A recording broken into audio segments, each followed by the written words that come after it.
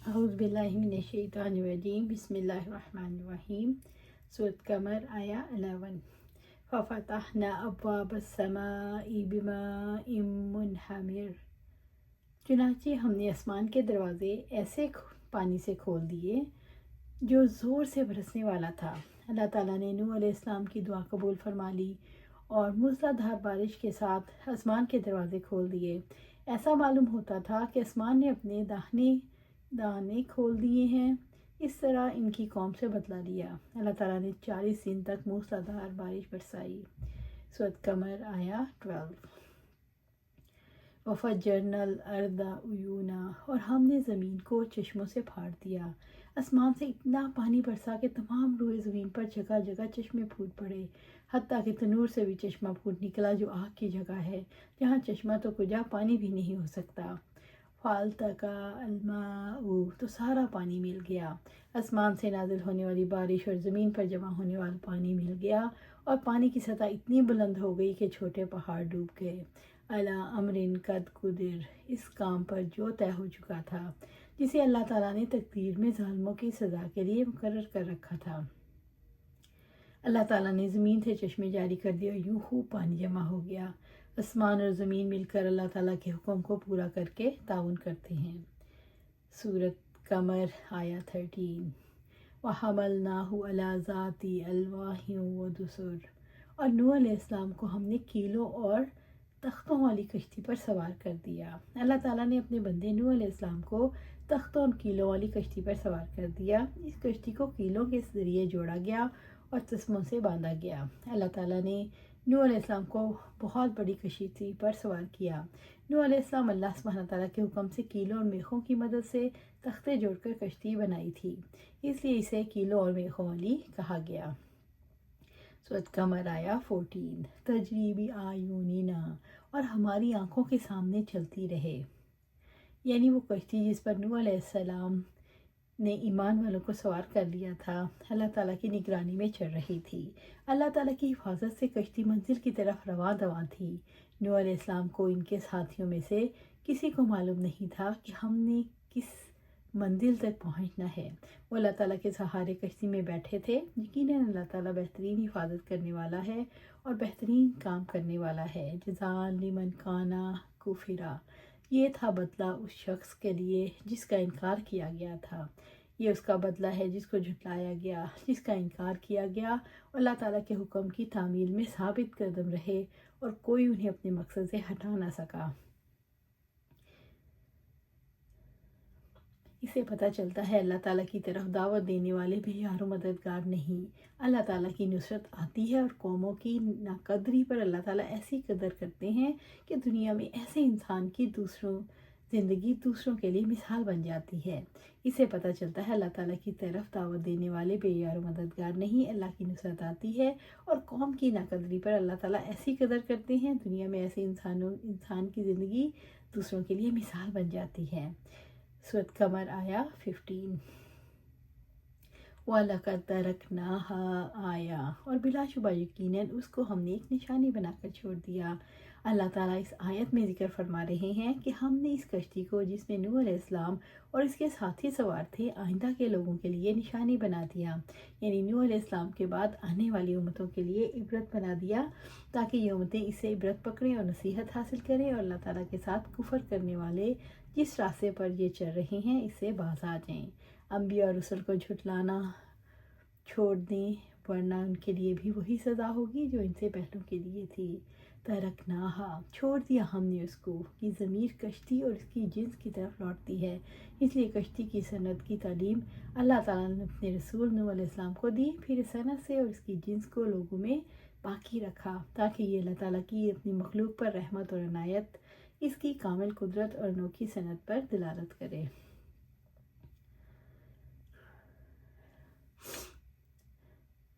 فَهَلْ مِن مُدَّکِرٍ، تو کیا ہے کوئی نصیحت قبول کرنے والا، یعنی کوئی ہے جو نصیحت حاصل کرے، اپنے قلب و ذہن کی توجہ اس کی جانب کرے تو اسے حقیقت سمجھ آ جائے اور نصیحت مان لے۔ اللہ تعالیٰ نے طوفان نوح کے تذکرے بعد توجہ دلائی کہ کیا ہے کوئی نصیحت قبول کرنے والا۔ سورۃ قمر آیا 16۔ وَكَيْفَ كَانَ عَذَابِي وَنُذُرِ، اور پھر کیسا تھا میرا عذاب اور میرا ڈرانا۔ اللہ تعالیٰ نے قوم میں نوح پر آنے والے عذاب کی طرف توجہ دلائی کہ کیسی دنیا سے محبت تھی، کیسی تمنائیں تھیں، سب غرق ہو گئیں، کہیں تم بھی خواہشات میں غرق نہ ہو جانا۔ بس اے مخاطب، تو نے اللہ تعالیٰ کے دردناک عذاب اور اس کی اس تنبیہ کو کیسے دیکھا جو کسی کے لیے کوئی حجت نہیں چھوڑتی۔ اللہ تعالیٰ نے اس لیے توجہ دلائی تاکہ لوگ ڈریں اور نافرمانیوں اور سرکشیوں سے باز آ جائیں۔ سورۃ قمر آیا 17۔ وَلَقَدْ يَسَّرْنَا الْقُرْآنَ لِلذِّكْرِ فَهَلْ مِن مُّدَّكِرٍ، اور بلا شبہ یقیناً ہم نے قرآن کو نصیحت کے لیے آسان کر دیا ہے، تو کیا ہے کوئی نصیحت قبول کرنے والا؟ اور بلا شبہ یقیناً ہم نے قرآن کو نصیحت کے لیے آسان کر دیا ہے، تو کیا ہے کوئی نصیحت قبول کرنے والا؟ ہم نے نصیحت اور عبرت حاصل کرنے والوں کے لیے اسے آسان بنا دیا، ایسے واعظ کے ساتھ جو کافی اور شافی ہے، اور ہم نے اس میں وعدہ وعید کا بھی ذکر کیا۔ اللہ تعالیٰ نے اس قصے میں دو چیزوں کا ذکر کیا، مخلوق کو تنبیہ کی کہ اللہ تعالیٰ کے عذاب کی نوعیت کیسی ہوگی۔ اللہ تعالیٰ نے قرآن کریم کو نصیحت حاصل کرنے والوں اور حفظ کرنے والوں کے لیے آسان بنا دیا، جو حفظ کرنا چاہتا ہے اس پر اس کی مدد بھی کرتا ہے۔ اللہ تعالیٰ نے قرآن مجید جتنی واضح کوئی چیز نہیں لکھی، اور یہ چیز اس بات پر دلالت کرتی ہے کہ اللہ تعالیٰ نے اس امت کے لیے اسے حفظ کرنا آسان بنا دیا تاکہ جو کچھ اس میں بیان ہو اسے نصیحت حاصل کی جا سکے۔ کیا ہے کوئی پڑھنے والا جو اسے پڑھے اور نصیحت حاصل کرنے والا جو اسے نصیحت حاصل کرے؟ اس آیت کو اس صورت میں تکرار سے لانے کا مقصد تنبیہ اور تفہیم ہے۔ سورۃ قمر آیا 18۔ کذبت عاد، عاد نے جھٹلایا۔ عاد یمن کا ایک معروف قبیلہ ہے جن کی طرف اللہ تعالیٰ نے ہود علیہ السلام کو مبعوث فرمایا، جو انہیں توحید اور اللہ تعالیٰ کی عبادت کی دعوت دیتے تھے، مگر انہوں نے ہود علیہ السلام کو جھٹلایا، یعنی قوم نوح کی طرح قوم عاد نے بھی جھٹلایا۔ فَكَيْفَ كَانَ عَذَابِي وَنُذُرِ، تو کیسا تھا میرا عذاب اور کیسا تھا میرا ڈرانا۔ اللہ تعالیٰ نے قوم عاد پر آنے والے طوفانی ہوا کے عذاب کی طرف توجہ دلائی۔ اللہ تعالیٰ نے 7 راتوں اور 8 دن تک چلنے والی تیز ہوا کی وجہ سے ہر چیز کی بربادی کی طرف توجہ دلائی۔ دیکھو، دنیا کی محبت کی فصل کٹی پڑی ہے، کہیں تم تو دنیا سے محبت نہیں کرتے، کیونکہ یہ فصل تو ایسے ہی کٹا کرتی ہے۔ اللہ تعالیٰ نے اس لیے توجہ دلائی کہ تاکہ لوگ اس کے عذاب سے بچنے کے لیے اپنے رویے کو بدلیں۔ سورۃ قمر آیا 19۔ اِنَّا أَرْسَلْنَا عَلَيْهِمْ، اور یقیناً ہم نے ان پر تند و تیز ہوا بھیج دی۔ اللہ تعالیٰ نے قوم عاد پر سخت آندھی کا عذاب مسلط فرما دیا، ریحًا سرسرا، تند و تیز ہوا، یعنی سخت ٹھنڈی اور طوفانی ہوا بھیجی، فی یوم نحس، نحوست کے دن، یعنی ایسے ہی دن جو برکت سے خالی تھا۔ وہ عذاب کا دن نحوست کا تھا اور قوم عاد کے لیے بہت بدبختی والا تھا، مستمر، دائمی، جو مسلسل 1 ہفتہ جاری رہا، یعنی 7 راتیں اور 8 دن ہوا نے انہیں فنا کرنے کے لیے چلتی رہی۔ ایک ہی دن ایک قوم کے حق میں منحوس ہوتا ہے اور وہی دن دوسری قوم کے لیے حق میں سعد ہوتا ہے۔ یہی دن ہود علیہ السلام اور آپ کے پیروکاروں کے لیے سعد تھا، جنہیں اللہ تعالیٰ نے اس مصیبت سے بچا لیا۔ مثلاً 10 محرم کا دن فرعون اور آل فرعون کے لیے منحوس تھا، مگر موسیٰ علیہ السلام اور بنی اسرائیل کے لیے سعد اور انتہائی خوشی کا دن تھا۔ اللہ تعالیٰ نے کوئی بھی دن ایسا پیدا نہیں کیا جو سب کے لیے نحس یا سعد ہو۔ یہ نجومی اور سیاروں کے انسانی زندگی کے اثرات تسلیم کرنے والوں کی تقسیم ہے، فلاں دن نحس فلاں سعد۔ شریعت ایسی تقسیم کو شرک قرار دیتی ہے۔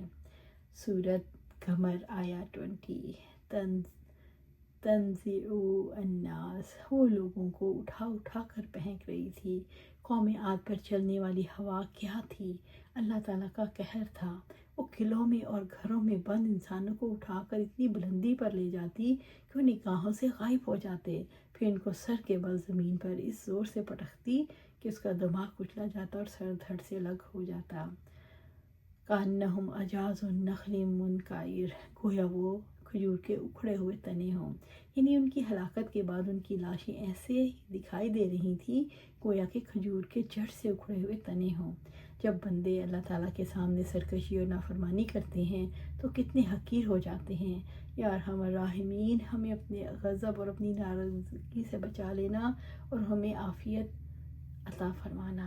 اللہ سبحانہ تعالیٰ ہمیں دنیا اور آخرت میں کامیابی عطا فرمانا، اللہ سبحانہ تعالیٰ ہمیں جنت الفردوس کے اعلیٰ مقام پر اپنے پاس گھر عطا فرمانا، آمین یا رب العالمین۔